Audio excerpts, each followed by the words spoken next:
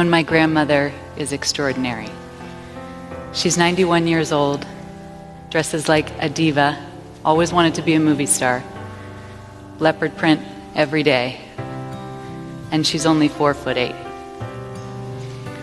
She also has a healthy obsession with high heel shoes. I think she has more than 80 pairs in her closet. And when I was younger, I remember my sister and I used to try on all of her shoes. My sister would dance around her house, but my feet were always too big, and I could never fit into her shoes, and as I grew up, so did my feet. I still can't fit into Sonia's shoes, and now she's trying to give all of them away because she's looking for something a little bit more comfortable. She's 91 after all. Thinking back on things, I think I've actually always been larger than Sonia, but only in physical size, because she is the biggest and toughest person I know. And she has this uncanny ability to make everyone feel like they're the most important person in the world, and that their kids are incredibly important as well. But when it comes to her own family, Sonia never quite made me feel big enough. My hair was too short or too long, never had the right outfit, didn't make enough money, probably still don't make enough money. I was too fat or too thin. Things were never just good enough. Little does she know this feeling of not being big enough has impacted every aspect of my life in ways that I'm just starting to understand. But in order to understand me, first we need to understand Sonia. And I know she might not look like a typical survivor, but I promise you she is the ultimate survivor and a difficult shadow to live under. When Sonia was 13, the Nazis invaded her hometown in Poland. Her family hid under the floorboards. Eventually, German shepherds sniffed them out. Her brother and father were shot, and Sonia never saw them again. Her sister escaped, lived in the forest with the partisans, and lives in Israel now. But Sonia and her mom were put on a cattle train to some of the most notorious death camps during the war. And one day Sonia heard sirens, ran over to a tiny peephole in the wall, and she watched her mom go to the gas chamber. Sonia never saw her mother again, and she spent the rest of the war alone, surviving some of the worst of the worst. And just as the war was ending, after everything that she'd been through, on Liberation Day, Sonia was shot through the chest. The bullet missed her heart by less than an inch. A soldier rushed in, held her up, and said, "If you're going to die, at least you should see your Liberation Day." And miraculously, Sonia survived. Today, she drives herself to work 6 days a week at her late husband's tailor shop in suburban Kansas City, even though she can barely see over the steering wheel.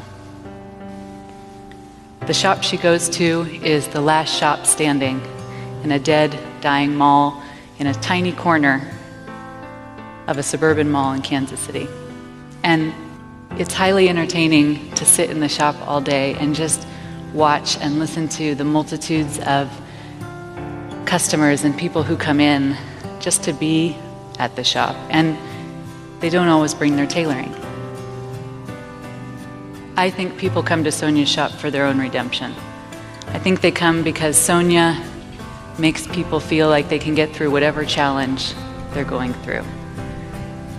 One day, my husband and I went to the shop early, and Sonia was holding court. She was at her podium, and there was a semicircle of people around her. It was a family, and the mom was wearing a bathrobe. So she'd either just come from home or from the hospital. Either way, she was sick. And you could tell that the family was just there to be in Sonia's presence, because this is the Sonia effect. She's kind of like the Pope in that way. She's highly functional. She gets up, she goes to work every day. But Sonia is a wounded healer. And most people don't see Sonia's own pain. Most people don't see her issues. Sonia cannot sit still. She's always fidgeting with something. She can't throw anything away, even dead flowers. She has a highly judgmental and complicated relationship with her kids. She has aches and pains from all of the bruises and beatings that she endured during the war. And Sonia cares so much about her own appearance that she's been known to doctor some of her own photos with colored pencils or pens if she feels like her lips weren't full enough or her hair didn't look right. And this is the Sonia that most people don't see. Ironically, it turns out that I have some of the same issues.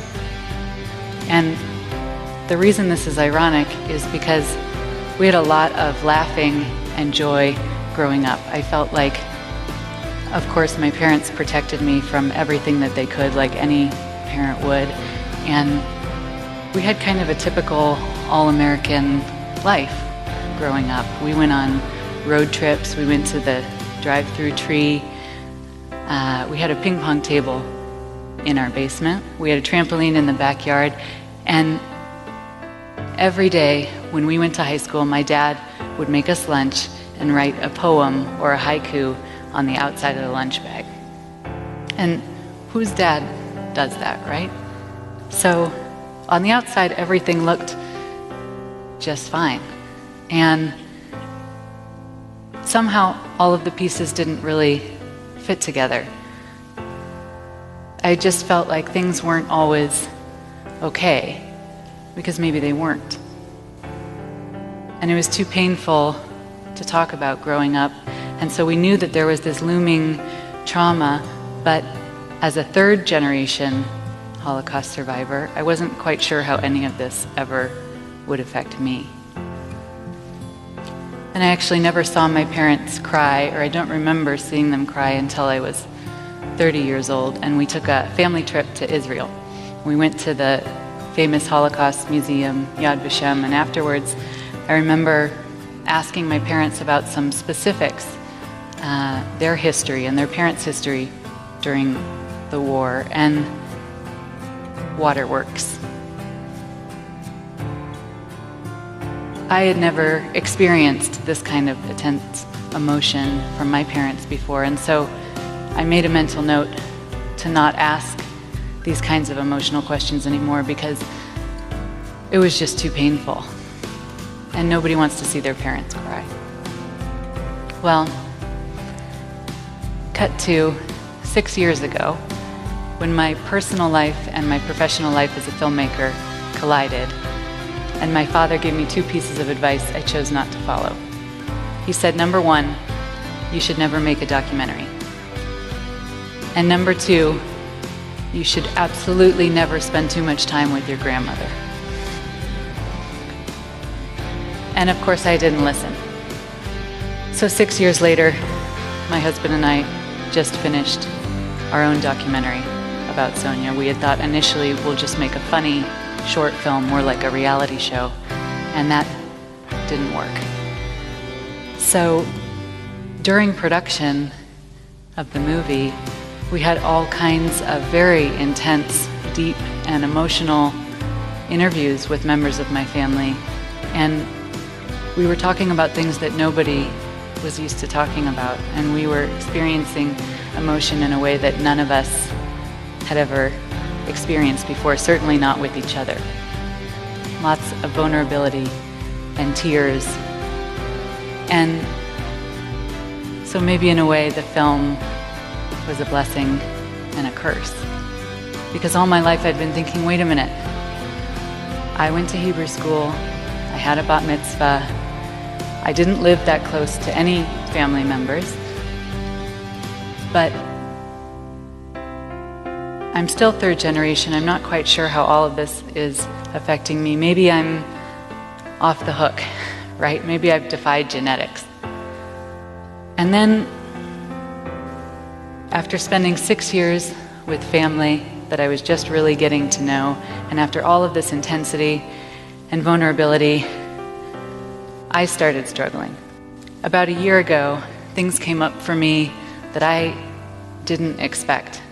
A lot of anxiety, issues around body image and food and weight, and never quite feeling like anything I did was good enough and striving to be perfect in a world that I know is imperfect. And I wasn't used to any of these feelings. And who am I to complain about anything, right? I even feel guilty talking about it and felt guilty thinking about it because I didn't survive the Holocaust, but somehow all of the traumas in my life, all of the little traumas up until then were coming back to haunt me.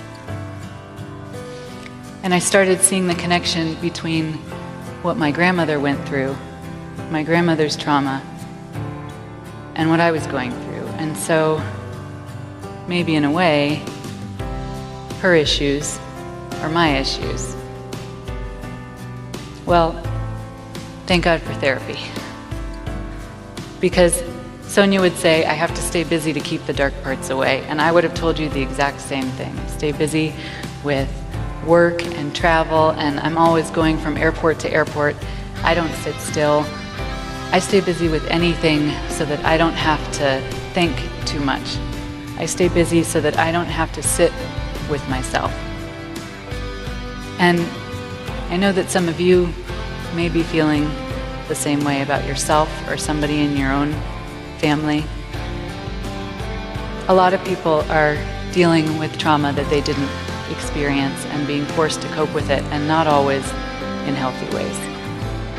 Now, we screen our film and grown adults will come up to us in tears afterwards and say, thank you for saying what we couldn't say. And they'll thank my family for being vulnerable on screen, because that vulnerability makes the trauma relatable and universal.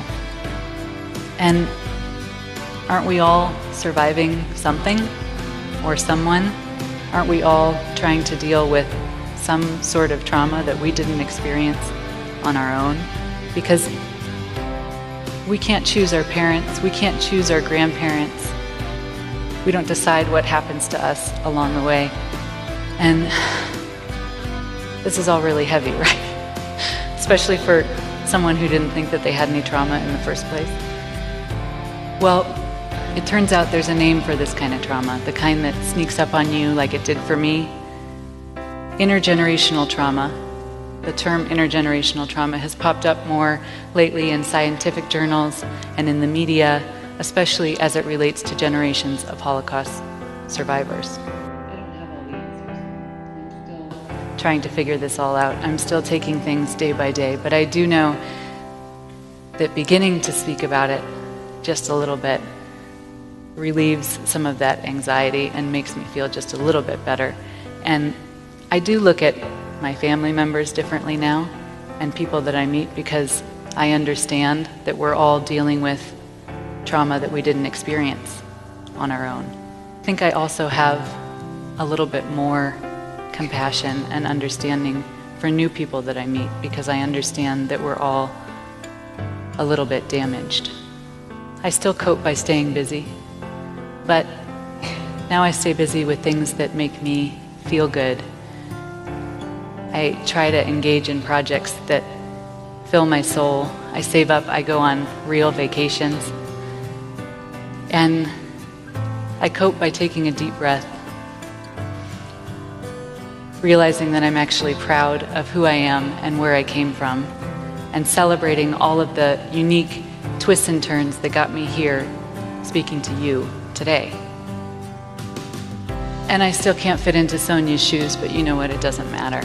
And I'm not trying. And she's still incredibly judgmental and critical of me. But I realize now that that criticism comes from a place of love and from her own intergenerational trauma that was passed down from her own parents. And so I try not to take it so personally.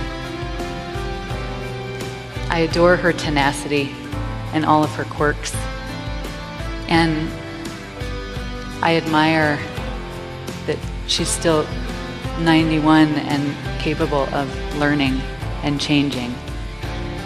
And I adore her badass fashion sense. And ultimately, I'm glad that there's just a little small part of her